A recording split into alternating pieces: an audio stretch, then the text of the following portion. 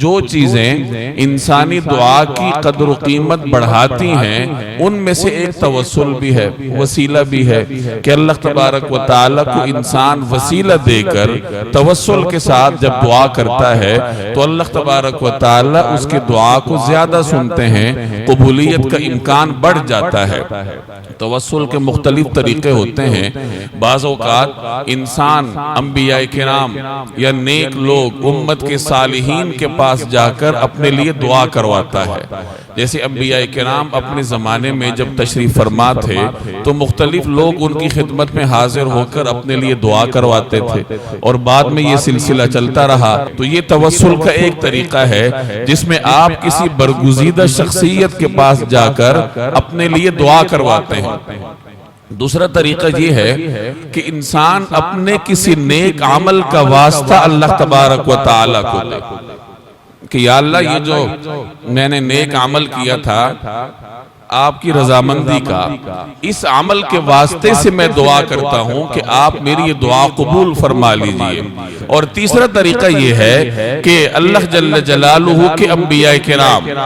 یا امت کی مقدس شخصیات کو بنیاد بنا کر،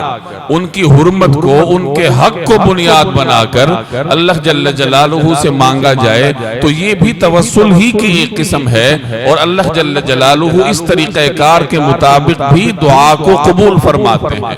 جیسے ہم دعا کرتے ہیں کہ نبی کریم صلی اللہ علیہ وسلم کی طفیل ہمارا یہ کام ہو جائے، یا امت کے کسی برگزیدہ شخص کا واسطہ اللہ کو دیتے ہیں کہ یا اللہ آپ کا اپنے اس برگزیدہ بندے کے ساتھ جو تعلق ہے اس تعلق کا واسطہ ہم آپ کو دیتے ہیں کہ ہمارا بھی یہ کام فرما دیجئے۔ تو یہ بھی توسل ہی کا ایک طریقہ ہے، اور یہ پہلے ہی طریقوں کی طرح ہے۔ تو امت میں توسل کی یہ تینوں قسمیں رائج رہی ہیں۔ اللہ کی مخلوقات میں سب سے عظیم ترین مخلوق بذات خود جناب رسول اللہ صلی اللہ علیہ وسلم ہیں، اشرف الانبیاء ہیں۔ انبیاء کرام اللہ کی سب سے برگزیدہ بندے ہوتے ہیں، اور نبی کریم صلی اللہ علیہ وسلم امام الانبیاء ہیں۔ تو جب دیگر انبیاء کے حق کا واسطہ دیا جا سکتا ہے تو نبی کریم صلی اللہ علیہ وسلم کے حق کا واسطہ دینا توسل کی سب سے اعلیٰ قسم ہوگی۔ چنانچہ آپ صلی اللہ علیہ وسلم کی تشریف آوری سے پہلے، آپ کی ولادت سے پہلے بھی اس قسم کے واقعات آپ کو ملیں گے۔ حضرت آدم علیہ السلام کے بارے میں امام حاکم رحمہ اللہ نے صحیح سند کے ساتھ یہ واقعہ نقل کیا ہے کہ جب حضرت آدم علیہ السلام سے وہ غلطی سرزد ہوئی جو اللہ تبارک و تعالیٰ کی مشیت میں تھی، انجانے میں ہوئی، تو حضرت آدم علیہ السلام اللہ تبارک و تعالیٰ سے معافی کے خواستگار تھے، اور معافی کے لیے انہوں نے طریقہ کار یہ اختیار کیا کہ نبی کریم صلی اللہ علیہ وسلم کے توسل سے اللہ جل جلالہ سے معافی مانگی۔ تو اللہ تعالیٰ نے ان سے پوچھا کہ تم نے جس شخصیت کے توسل سے یہ دعا مانگی ہے اس کو تو میں نے ابھی پیدا ہی نہیں کیا، تو تمہیں اس کے بارے میں اطلاع کیسے ہوئی؟ تو حضرت آدم علیہ السلام نے عرض کیا کہ میں نے عرش کے ستونوں پر یہ کلمہ لکھا ہوا دیکھا ہے،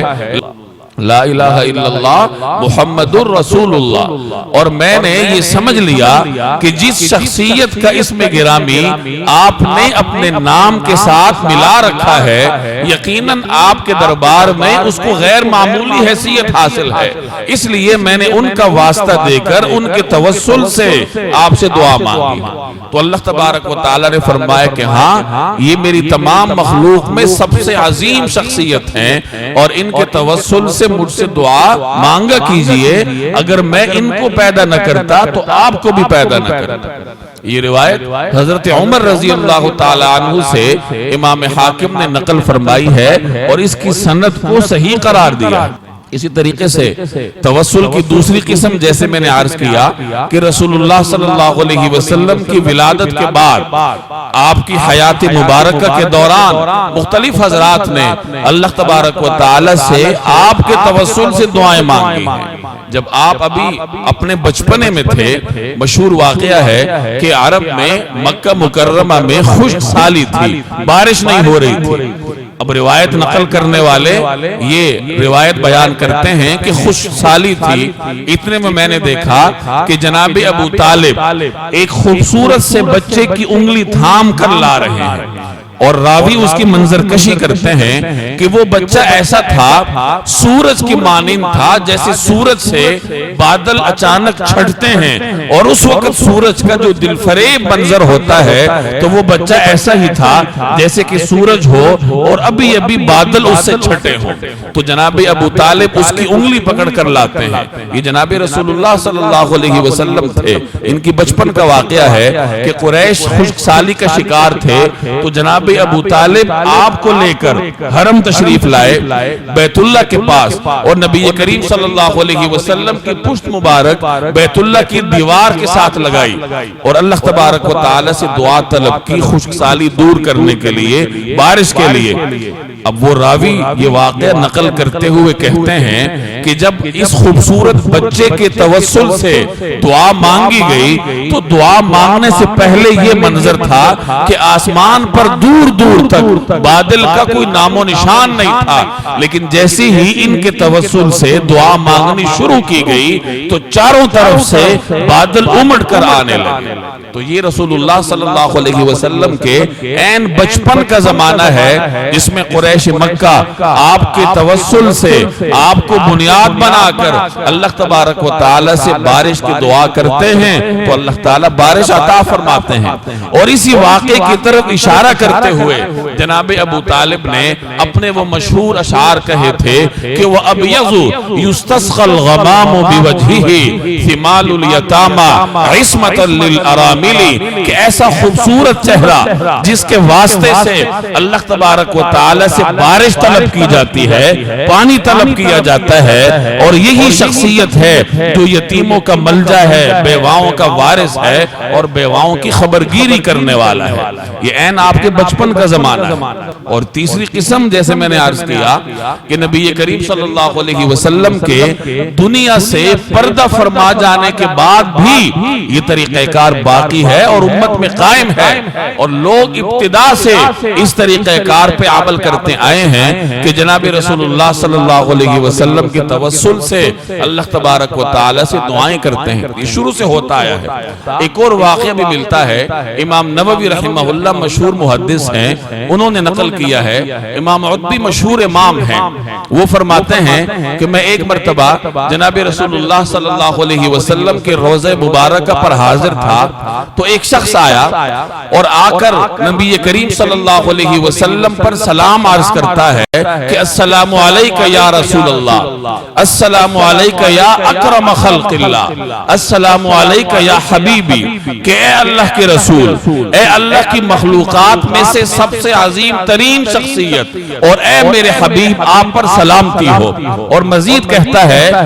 یا من قال اللہ فی، کہ اے وہ برگزیدہ شخصیت جس کے بارے میں اللہ تبارک و تعالی نے فرمایا ہے وَلَوْ أَنَّهُمْ إِذْ ظَلَمُوا أَنفُسَهُمْ جَاءُوكَ، کہ اگر یہ لوگ اپنے آپ پر ظلم کر بیٹھیں، گناہ کر بیٹھیں اور گناہوں کے بعد یہ آپ کے پاس آئیں، فَاسْتَغْفَرُ اللَّهِ، خود بھی استغفار کریں، وَاسْتَغْفَرَ لَهُمُ الرَّسُولُ، اور پیغمبر بھی ان کے لیے استغفار کریں، لَوَجَدُ اللَّهَ تَوَّابًا رَحِيمًا، تو وہ اللہ تعالیٰ کو تواب اور رحیم پائیں گے، اللہ ان کی توبہ کو قبول کرے گا۔ وَهَا أَنَا قَدْ أَصَبْتُ ذَنْبًا، اور یہ میں ہوں، مجھ سے گناہ ہوئے ہیں، میں گناہگار کی شکل میں آیا ہوں اور اللہ تبارک و تعالی سے استغفار کر رہا ہوں، فاستغفر لی یا رسول اللہ، تو اے اللہ کے رسول آپ بھی میرے لیے استغفار فرمائیے۔ یہ وہ گزارش کرتا ہے جناب رسول اللہ صلی اللہ علیہ وسلم کے روضہ مطہرہ کے سامنے کھڑے ہو کر ان الفاظ کے ساتھ۔ امام کہتے ہیں کہ وہ ان عجیب و غریب الفاظ کے ساتھ اپنی درخواست پیش کر کے چلا گیا۔ مجھے اونگ آئی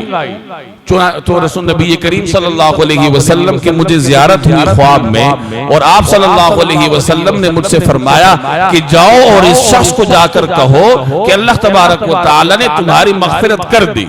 کہ تم جو درخواست لے کر آئے تھے کہ پیغمبر تمہارے لیے استغفار کریں تو اللہ تعالیٰ تمہارے استغفار کو قبول کریں گے، تو جا کر اس کو کو کہو کہ اللہ نے تمہاری مغفرت کر دی۔ امام کہتے ہیں کہ میں جلدی سے اٹھا اور جا کر اس دیہاتی کو تلاش کیا اور جا کر اس کو یہ خوشخبری سنائی کہ اس طریقے سے مجھے خواب میں زیارت ہوئی اور نبی کریم صلی اللہ علیہ وسلم نے مجھ سے فرمایا کہ اللہ تبارک و تعالی نے تمہاری مغفرت کر دی۔ تو وہ دیہاتی شخص تھا، عشق کا ایک عجیب جذبہ اور سمندر اللہ نے اس کے سینے میں ڈال رکھا تھا، تو وہ واپس آیا اور روزہ اطہر کے سامنے کھڑے ہو کر اس نے یہ اشعار کہے کہ یا خیر من دفنت فی القاع اعظمہ فطاب من طیبہن القاع والاکم نفسی فدا لقبر انت ساکنہ فیہ العفاف وفیہ الجود والکرم۔ اے وہ بہترین شخصیت جو اس سرزمین میں زمین کے اس مبارک حصے میں آرام فرما ہے اور اس کی خوشبو کی برکت سے اس کی ٹیلے اور میدان سب معطر اور خوشبو ہیں، سب معطر اور خوشبودار ہیں، اور اے وہ شخصیت جو اس قبر میں آرام فرما ہے، میری جان فدا ہو اس قبر پر جس میں آپ آرام فرما ہیں، اور آپ کے ساتھ آپ کا جود بھی ہے اور آپ کا کرم بھی ہے۔ یہ اشعار اس نے کہے اور اللہ تبارک و تعالی نے اس دیہاتی کے ان اشعار کو وہ قبولیت عطا فرمائی کہ آج جب آپ حاضر ہوتے ہیں مواجہہ شریف پر، جہاں نبی کریم صلی اللہ علیہ وسلم کی خدمت میں لوگ سلام عرض کرتے ہیں، تو مواجہہ شریف کے دونوں طرف جو ستون ہیں ان ستونوں پر یہ اشعار آج بھی درج ہیں۔ ایک عام دیہاتی کے زبان سے جو عشقیہ اشعار نکلتے ہیں تو اللہ تبارک و تعالی نے ان کو یہ قبولیت عطا فرمائی۔ بعض اوقات ایک عام دیہاتی کا عشق اللہ تبارک و تعالی کو بڑے بڑے علماء کے نکتوں، علوم اور دقائق سے زیادہ پسند آتا ہے، اور ایک عام آدمی کے عشق کو اللہ تبارک و تعالی دوام عطا فرماتے ہیں، اور وہ بڑے بڑے علماء اگر ان کے سینے عشق سے خالی ہوں، آنے والے زمانے میں کوئی ان کا نام لینے والا بھی نہیں ہوتا۔